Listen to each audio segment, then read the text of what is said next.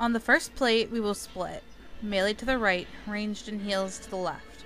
Range, kill both corruptions on your side and stack here, just to the side of the top left corruption. Call out if an Amalg targets you. You can also assist with melee if their corruptions are not down, but do so from your stacking point. Kill bloods and break grips. Melee, kill both of your corruptions, taking care not to have any Amalgs on you, and stack with the range. Tanks, after helping to kill corruptions, you have to hold all 4 Amalgs. Take care to pop 1 minute cooldowns here to ensure survivability as you grab bloods and stack here on Deathwing to balance them out. In heroic mode, 10 seconds after an amalgamation spawns, he casts a debuff on a random raid member called Blood Corruption Death. A 16-second debuff that, unless dispelled, will wipe the raid. 4 amalgamations mean 4 Blood Corruption Death casts. When Blood Corruption Death is dispelled, it jumps to a player on the exact opposite side of the spine that the affected player was standing on, and, as of the last patch, will morph immediately into another debuff called Blood Corruption Earth.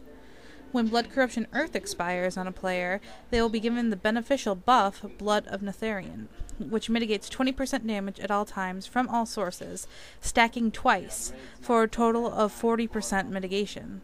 Since we have the raid split, with tanks on one side and everyone else on the other, we have an 8 in 10 chance of Blood Corruption Death to be cast on any non-tank player.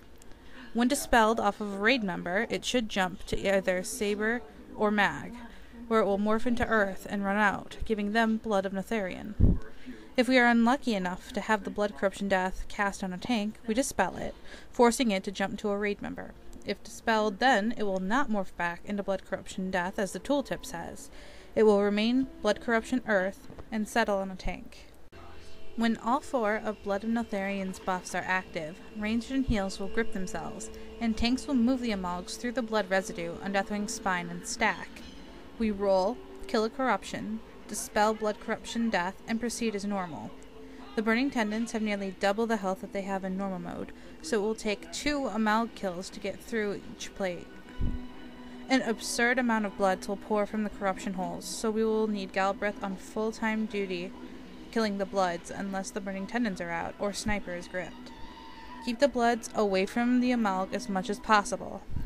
After each plate is lifted, have the tanks grab the extra Amalgs that spawn and run them through the blood residue before stacking on the raid and rolling.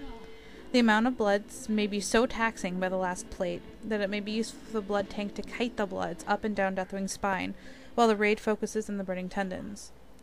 Lastly, Searing Plasma absorbs 280k heals, up from 200k, and deals more damage to the players affected. And every time an amalgamation is killed, it lowers the raid's overall health by 5%. 2 Amalgs per plate, 30% reduction in health by the last plate. Amalgs that fly off do not add to this percentage, and of course Blood of Netherian counteracts this mostly.